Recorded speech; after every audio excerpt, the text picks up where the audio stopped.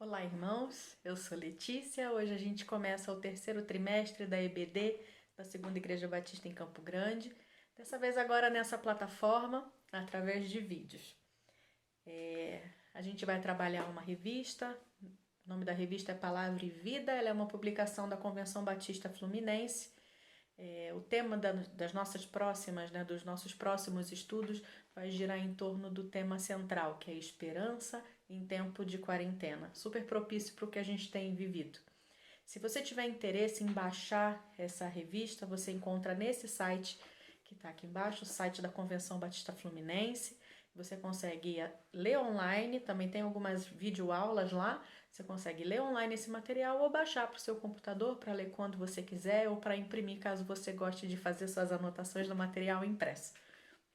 Nosso tema de hoje é Igreja Nunca Fecha. Então eu convido você a pegar a sua Bíblia, já estou com a minha aqui também, para a gente poder estudar juntos esse assunto. Vamos lá? Bom, a gente está vivendo um tempo bem desafiador, por conta dessa pandemia que nos pegou de surpresa. Desde o final do ano passado a gente tem ouvido falar sobre ela e mais drasticamente a partir do mês de março desse ano.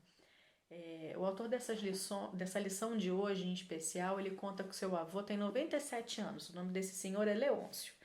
E ele disse que em mais de 80 anos de vida cristã é a primeira vez que ele vê as igrejas sendo fechadas, referindo-se aos templos, Sem dúvida a gente está vivendo um período que mudou drasticamente a nossa vida familiar, nossa vida profissional e nossa vida espiritual também, em termos de convívio como corpo de Cristo dentro das nossas igrejas, dentro dos nossos templos. A gente tem visto templos fechados, cultos online, algumas atividades suspensas ou remodeladas. Enfim, a nossa dinâmica mudou bastante nesse período. Mas a Igreja de Jesus nunca fechou, porque a Igreja de Jesus somos nós. Patrimônios podem ficar vazios, rotinas podem ser transformadas, talvez temporariamente ou permanentemente, mas a Igreja do Senhor ela permanece ativa e influente no mundo. A gente pode comparar os nossos tempos de hoje como aquela tempestade que os discípulos enfrentaram no mar com Jesus. A gente pode ler essa história em Marcos capítulo 4. Eles estavam apavorados, achando que morreriam, mas Jesus permanecia tão tranquilo que ele estava até dormindo dentro do barco. Mas é ele mesmo que, quando acorda, percebe o pavor dos seus discípulos e ele acalma essa tempestade. E eles, maravilhados, dizem: até o mar e o vento lhe obedecem. Esse é o nosso Senhor. Ele tem nos conduzido à bonança, mesmo que hoje os nossos olhos só estejam contemplando o período de tempestade. Isso é só uma questão de tempo. Logo a gente vai voltar à normalidade, talvez uma normalidade um pouco diferente do que a gente conheceu, mas a gente vai estar junto de alguma maneira. E a gente está ansioso por esse retorno. Só que o fato da gente estar ansioso por esse retorno também não pode ser motivo para a gente ser insensível ou a gente ser afobado demais. A gente precisa lembrar das famílias que sofreram perdas de pessoas queridas, de entes queridos, de amigos queridos, que têm sido acometidos por essa enfermidade, têm sido levados por essa enfermidade.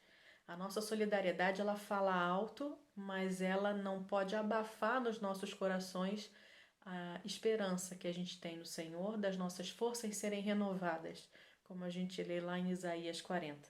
Por conta disso, por conta dessa certeza que nós temos no Senhor a quem servimos, de que não perde o controle e de que não se desespera, que a gente pode afirmar com tanta certeza de que a Igreja do Senhor nunca fecha. As portas do inferno não prevalecem contra a igreja, a gente vê isso lá em Mateus 16, 18. Então, se as portas do inferno não prevalecem, o vírus também não vai prevalecer. Nada pode deter a marcha do povo de Deus, nem mesmo uma quarentena. Apóstolo Paulo, na sua primeira carta à igreja de Corinto, lá no segundo versículo do primeiro capítulo, ele trata de causas de divisão dentro da igreja e ele enfatiza que o santuário de Deus não era prédio, eram as pessoas mesmo. Parece óbvio, mas a gente precisa trazer essa ideia à nossa cabeça, porque saber disso, compreender, ter um entendimento dessa questão tão fundamental é indispensável para a nossa saúde doutrinária como cristãos. Tá com a sua Bíblia aí? Vamos lá? Já estou com a minha aqui. A gente vai ler 1 Coríntios 3, do versículo 9 até o 19. Na verdade, a gente vai fazer alguns passeios em 1 Coríntios, até te convido a ler alguns outros textos comigo, mas esse daqui eu vou ler nessa versão, é a nova versão transformadora, mas você pode ler na sua versão preferida, tá legal? Se quiser dar uma pausa no vídeo para você poder pegar a sua Bíblia e a gente ler juntos, tá legal? Vamos lá. Pois nós somos colaboradores de Deus e vocês são lavoura de Deus e edifício de Deus. Pela graça que me foi dada, lancei o alicerce como construtor competente e agora outros estão construindo sobre ele. Mas quem constrói sobre o alicerce precisa ter muito cuidado, pois ninguém pode lançar outro alicerce além daquele que já foi posto, isto é, Jesus Cristo. Aqueles que constroem sobre esse alicerce podem usar vários materiais: ouro, prata, pedras preciosas, madeira, feno, palha. No dia do juízo, porém, o fogo revelará que tipo de obra cada construtor realizou, e o fogo mostrará se a obra tem algum valor. Se ela sobreviver, o construtor receberá recompensa. Se ela queimar, o construtor sofrerá grande prejuízo, mas será salvo como alguém que é resgatado do meio do fogo. Vocês não entendem que são o templo de Deus e que o Espírito de Deus habita em vocês? Deus destruirá quem destruir seu templo, pois o templo de Deus é santo e vocês são esse templo. Que ninguém se engane. Se algum de vocês pensa que é sábio conforme os padrões dessa era, deve tornar-se louco, a fim de ser verdadeiramente sábio. Pois a sabedoria desse mundo é loucura para Deus. Como dizem as Escrituras, ele apanha os sábios na armadilha da própria astúcia deles. Hoje a gente vai ressaltar 3 características encontradas nessa igreja que nunca fecha. Lá no começo do texto, versículo 9 ainda, a gente vê que, versículo 9, isso mesmo. A gente vê que Paulo usa 2 comparações para falar a sua mensagem, para transmitir a sua mensagem. Ele fala em lavoura e edifício. E a gente vai discutir um pouco melhor essas 2 analogias que ele faz. Em primeiro lugar, a igreja que nunca fecha, ela é um exemplo de cooperação madura e consciente. Paulo era um homem muito direto. Paulo não era de dar voltas naquilo que ele queria falar. E ele sabia que ele tinha muita coisa para fazer, ele tinha muitos lugares para conhecer, muita gente a quem pregar. Então ele não dava muito rodeio naquilo que ele precisava dizer. Ele ia direto ao ponto. Ele era muito sincero. E essa sinceridade de Paulo dá até um tom enérgico nesse começo do capítulo. Logo no versículo 1, acompanha na sua Bíblia. Ele fala assim: quando estive com vocês, não pude lhes falar como pessoas espirituais, mas como se pertencessem a esse mundo ou fossem criancinhas em Cristo. Tive que alimentá-los com leite, não com alimento sólido, pois não estavam aptos para recebê-lo e ainda não estão, porque ainda são controlados por sua natureza humana. Ele foi muito direto falando da imaturidade desse povo. E ele acentua que eles se dividiam praticamente em 2 grupos: aqueles que compreendiam as verdades espirituais e aqueles que não compreendiam as verdades espirituais porque não conseguiam pensar além da sua vida terrena e física. Não amadurecer na fé é um problema muito sério para a vida cristã. O leite precisa ser substituído por alimentos sólidos. A gente vê isso com o bebezinho quando ele vai se desenvolvendo. Isso é parte do crescimento. E ainda por serem carnais, além de serem imaturos, por isso Paulo não podia aprofundar os seus ensinos para aquele povo. Por exemplo, a gente achar que só pode servir a Deus dentro do templo é uma prova de grande maturidade espiritual. A igreja o templo é um lugar para a gente se encontrar, para a gente compartilhar, mas ela não pode ser usada como uma muleta espiritual para a gente. Tentar se manter fiel somente quando o tempo está aberto é enganar a si mesmo. A gente até pode tentar enganar alguém, mas antes disso a gente está enganando a nós mesmos. Pela carnalidade que imperava naquela igreja de Corinto, ela perdia momentos preciosos no relacionamento com Deus. E como que essa carnalidade da igreja em Corinto em especial estava se manifestando? Por que Paulo escreveu tudo isso para eles? A igreja estava mergulhada em partidarismo. Eles estavam se dividindo, estavam se afogando em inveja, em discórdias. A gente vê isso no versículo 3, quando ele fala de ciúmes, eles são controlados por sua natureza humana. Será que vocês não estão vendo que vocês são controlados pela natureza humana e vivem como as pessoas desse mundo? Por quê? Porque eles tinham se dividido lá dentro, dizendo que uns eram discípulos de Paulo e outros que eram discípulos de Apolo. E eles ficavam focando tanto nisso, quando na verdade Paulo e Apolo eram só dois instrumentos do Senhor. E só o Senhor que faz o crescimento. Eles plantaram, mas quem concede o crescimento é o Senhor. Paulo convidou esses cristãos à maturidade e à consciência de que nós somos somente cooperadores de Deus. Ele que é quem faz tudo, nós cooperamos. A primeira comparação usada por Paulo nesse começo do capítulo é a lavoura. A ideia de estabelecer essa comparação ela é muito boa, porque a lavoura ela nos remete a uma ideia de cultivo, de plantação e principalmente de colheita. A gente até poderia usar uma outra analogia falando que a igreja é semelhante a um jardim, mas o jardim ele é um pouco mais estático, né? Ele é criado para ser aquela coisa bonita, estética, mais constante. E já a lavoura ela é dinâmica. Você planta, ele cresce, colhe, vamos para a próxima. E é sempre assim, ela é constante, ela é produzida e ela é sustentada para produzir, sempre em constante renovação. Nós somos a lavoura de Deus. Ele é o dono, ele é o provedor e ele se utiliza dos seus colaboradores, como Paulo, como Apolo, nessa plantação. Existem plantadores e existem cultivadores, mas a colheita é só do Senhor, porque depende só do Senhor, porque é Ele que dá o crescimento. O crescimento é uma garantia que a gente não dá, que método nenhum dá, que templo aberto não dá, que culto online não dá. O crescimento é uma garantia que só o Senhor pode dar. E é por isso que a gente pode fazer a nossa parte e descansar nele. A nossa esperança precisa permanecer no Senhor. Em segundo lugar, essa igreja que nunca fecha, ela é uma construção adequada e convicta. Paulo agora vai usar a imagem de um edifício. Ele começa a falar sobre construção. Ele se compara a um construtor como um lançador de alicerces, porque era essa a característica do seu ministério. Ele ia num lugar como missionário, ele pregava, as pessoas se convertiam, ele plantava essa igreja, mas depois já viajava para outro lugar, ele ia falar com outras pessoas, com outros povos. E aquele trabalho que ele iniciou continuava sendo construído por outros servos de Deus. Mas depois dele falar isso, olha, eu planto igreja e vou embora.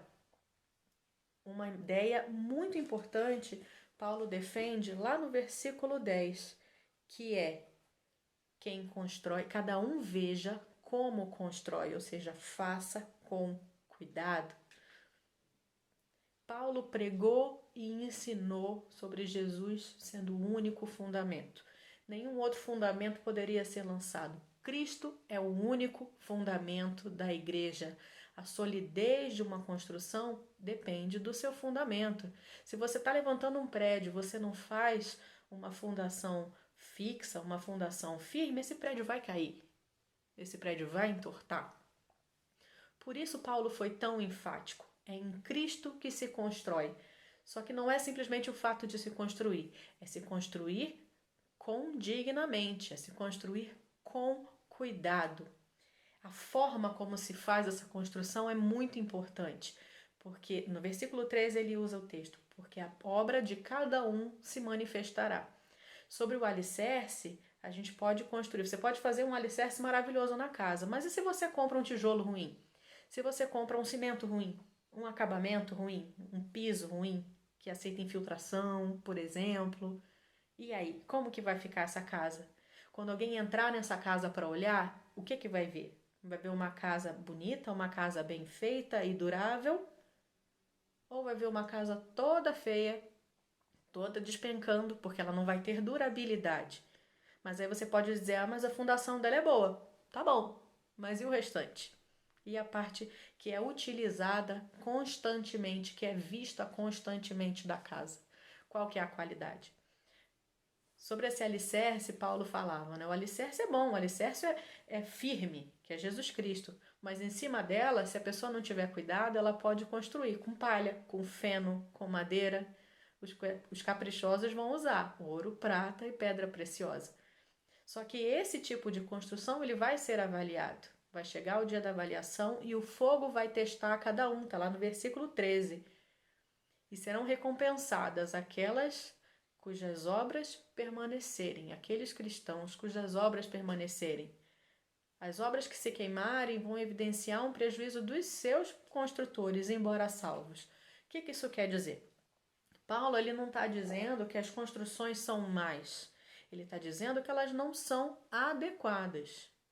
Isso nos permite dizer que a gente pode apresentar a alguém uma mensagem de Jesus que é até parcial. A gente pode apresentar um evangelho parcialmente e levar esta pessoa, apesar dela crer em Cristo, dela desenvolver uma vida, um entendimento fraco, um entendimento insuficiente da verdade de Deus. E responsabilidade nossa como construtores.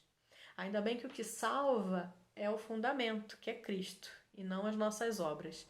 A salvação é uma garantia da misericórdia divina e não do resultado das nossas mãos como construtores. Os trabalhadores que forem fiéis, eles vão ser salvos, está lá no versículo 15. Mas as suas realizações não vão servir para nada, porque elas vão ser consumidas pelo fogo. A falta de convicção espiritual é uma prova de maturidade, diante da qual essas construções vão se mostrar sendo de madeira, de feno, de palha. Lamentavelmente, há muitas pessoas cujas construções, embora tenham o alicerce correto, que é Jesus Cristo, mas as suas obras não vão subsistir, não vão resistir. Em terceiro e último lugar, essa igreja que nunca fecha, ela é uma habitação protetora e sagrada. É bem verdade que por nós mesmos, nós sozinhos, a gente não tem a menor condição de fazer uma construção à altura do Evangelho.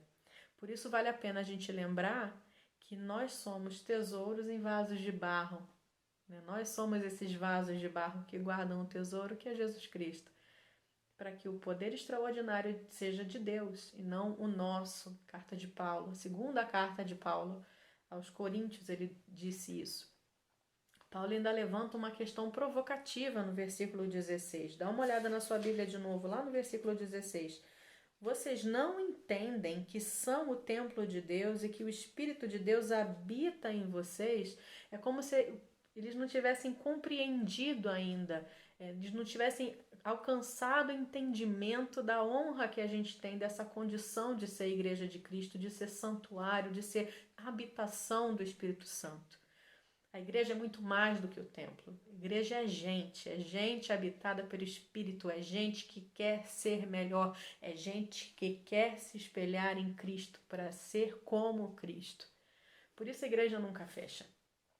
Prédio construído, dedicado, ele pode ser lindo, ele pode ser suntuoso, ele pode ser moderno, ele pode ser rococó, mas ele pode ser fechado, ele pode ser destruído. Quantas igrejas a gente vê, principalmente fora do Brasil, que se tornaram hotéis, casas de família, cinema, mas a igreja em si nunca fecha, porque é o Senhor quem a protege, é o Senhor que protege a igreja, Ele é o guarda de Israel, citado no Salmo 121. É a presença do protetor, do seu Senhor, que faz do santuário algo sagrado de verdade. E esse ensino sobre nós sermos o santuário do Espírito Santo, ele se repete, ele é recorrente na carta. Olha lá, em 1 Coríntios 6,19 na sua Bíblia. Vocês não sabem que o seu corpo é o templo do Espírito Santo que habita em vocês e lhes foi dado por Deus? Vocês não pertencem a si mesmos. E essa expressão, não sabeis, ela se repete 10 vezes em 1 Coríntios, sempre para introduzir uma afirmação que era incontestável, que não dava para refutar. Como Deus ama a sua igreja. Trabalhar para destruir a igreja, para desvirtuar a igreja, é chamar para si a disciplina divina. É Ele que a protege, é Ele que a sustenta, é Ele que a defende. A presença protetora e sagrada age poderosamente, pois o nosso Deus é fogo que consome. Lá em Hebreus a gente lê isso. Na segunda carta aos Coríntios, Paulo volta, agora falando sobre santidade, Paulo volta a esse assunto de sermos santuário do Senhor. Olha só, lá no versículo 16 do capítulo 6 de 2 Coríntios. E que união pode haver entre o templo de Deus e os ídolos? Pois somos templo do Deus vivo. Como ele próprio disse, habitarei e andarei no meio deles, serei o seu Deus e eles serão o meu povo. O autor do livro de Hebreus, ele também entra nesse assunto sobre construção. Está lá em Hebreus 3, de 4 a 6. Pode acompanhar na sua Bíblia. Pois toda casa tem um construtor, mas é Deus o construtor de todas as coisas. Por certo, Moisés foi fiel como servo na casa de Deus e seu trabalho ilustrou verdades que seriam mais tarde reveladas.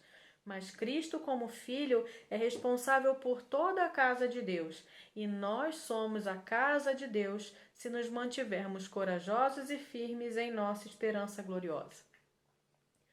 Concluindo, não é uma tarefa fácil ficar em casa numa quarentena. Realmente, é bem complicado ficar quieto, todo aquele ritual de tira sapato, tomar banho, bota roupa para lavar. As compras, então, se tornaram um tormento, não é? Limpar aquilo tudo. A nossa rotina mudou muito. A gente não pode sair, a gente não pode estar juntos. É doloroso a gente estar impossibilitado de participar dos cultos presenciais e passar em frente à igreja e ver o templo fechado no domingo realmente é doloroso. Mas a pergunta que fica pra gente é a seguinte: e antes da pandemia? A gente dava realmente valor a congregar? A nossa postura demonstrava de fato que a gente valorizava o privilégio de ter a comunhão no mesmo espaço físico? Ou a gente inventava desculpas e sempre tinha algum motivo para chegar atrasado, algum motivo para não ir na igreja? Como que a gente valorizava o nosso espaço físico antes disso tudo começar? Em segundo lugar, a gente é o santuário de Deus. Uma vez que a igreja é gente, como que tem sido o nosso relacionamento com Deus e com os nossos irmãos?